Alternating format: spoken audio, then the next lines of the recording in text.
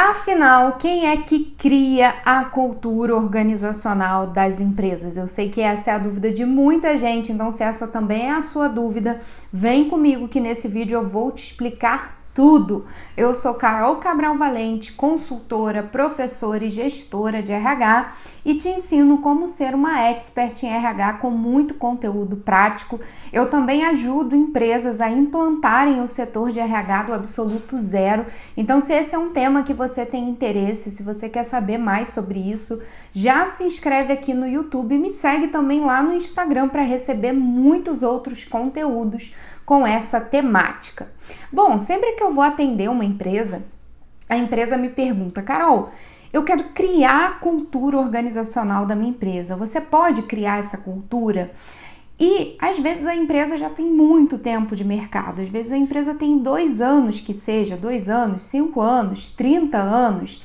E acontece que essa empresa, mesmo tendo um pouco tempo de vida aí no mercado, ela já tem a cultura organizacional criada. Pois é, acontece que cultura organizacional é algo muito orgânico que acontece sempre que um grupo de pessoas se reúne. Então, sempre que um grupo de pessoas se reúnem ali dentro de uma empresa e começa a compartilhar determinados hábitos, determinados comportamentos, compartilhar o mesmo ambiente, vão se formando ali aspectos culturais que essas pessoas vão compartilhando e elementos que vão sendo construídos. Basicamente isso, tá?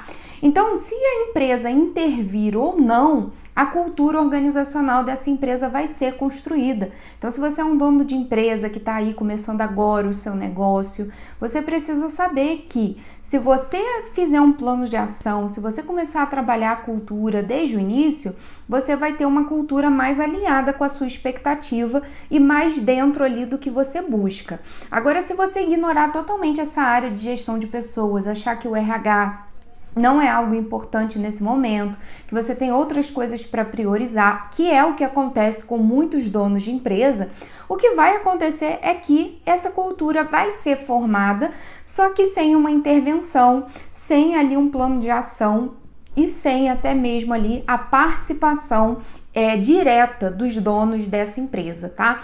Então a cultura ela vai ser formada de um jeito ou de outro, porque como eu falei, é um fenômeno muito orgânico que acontece dentro das empresas. Por isso eu recomendo você, dono de empresa, se você tem interesse em ter uma cultura fortalecida, em realmente moldar e desenhar a cultura organizacional da sua empresa, trabalhe ela desde o início. Não deixe a cultura da sua empresa ir acontecendo, porque isso é algo que vai trazer muitos impactos para você futuramente, tá? E a cultura, ela precisa ser trabalhada com diversas ferramentas, inclusive isso é um tema interessante para um próximo vídeo. Se você tem interesse, conta aqui nos comentários, que eu posso gravar um outro vídeo falando sobre isso. Mas respondendo afinal a pergunta, quem é que cria? Quem é o responsável por criar a cultura da empresa? É o RH? E não é o RH, tá? O RH, ele vai ser um disseminador da cultura organizacional e também um guardião dessa cultura. O que isso significa? Que o RH vai ajudar ali a preservar essa cultura dentro da empresa. Então, sempre que a gente vê ali algo saindo dentro do que dentro do que o dono da empresa espera, tendo algum aspecto muito fora do que a empresa desenhou, a gente vai ali criar um plano de ação, a gente vai propor um treinamento, a gente vai fazer uma ação de endomarketing, a gente vai propor ações para não permitir que essa cultura se perca. A gente também trabalha como um disseminador, não só a área de RH, mas também a área de liderança.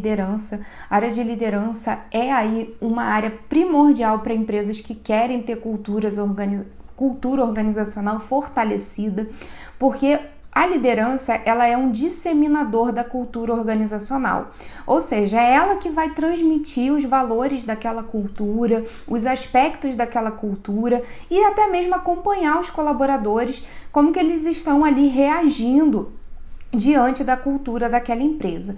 Então, muitas vezes a cultura organizacional de uma empresa fracassa porque a diretoria está falando uma coisa e a liderança está entendendo outra coisa totalmente diferente, ou seja, não tem ninguém alinhado ali naquela situação e as informações se perdem, fica todo mundo perdido e a cultura fica enfraquecida. Então, se não é a liderança e se não é o RH quem cria a cultura, afinal, quem cria a cultura organizacional? Pois é, são os fundadores e os diretores da empresa, aqueles que comandam, aqueles que a gente chama de alta gestão. Quando a gente fala de empresa ali pequena ou startups, empresas que estão começando agora, os fundadores da empresa vão ter uma participação muito fundamental na criação dessa cultura, até mesmo na validação, no fortalecimento e na perpetuação. Então, os fundadores, né, empresas com esse perfil que eu acabei de listar, são aí os criadores dessa cultura. E empresas que já estão há mais tempo no mercado, que já abriram capital, a cultura ela vai continuar vindo da alta gestão, mas não necessariamente a cultura que foi pensada e idealizada pelos seus fundadores. É claro que eles podem deixar ali a sua marca, eles podem deixar ali o seu legado na cultura. Um exemplo muito forte disso é o Steve Jobs com a Apple, que ele idealizou toda a empresa, ele pensou os pilares daquela empresa, o que a empresa ia fazer pelo mundo, pela tecnologia, pelas pessoas, e isso vem sendo trazido com a empresa até hoje, só que se a gente parar para analisar, pelo menos o que a gente sabe sobre a Apple do início e a Apple de agora, muitas coisas já mudaram, né? Uma coisa que se fala muito é sobre a questão da acessibilidade em relação ao preço, aos valores praticados da Apple, que o Steve Jobs tinha ali um objetivo de ter a tecnologia acessível a todos, e hoje um Apple custa aí 10 mil reais, né? Até mais. Então esse valor já se perdeu.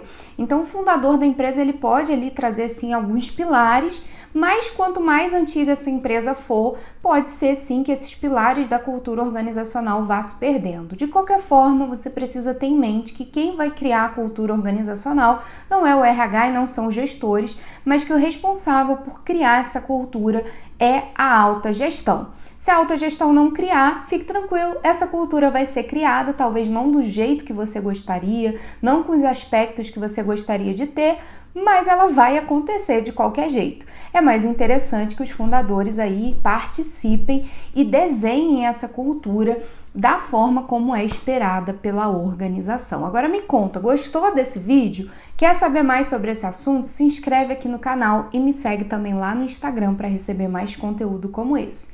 Um beijo grande, até o nosso próximo vídeo. Tchau, gente!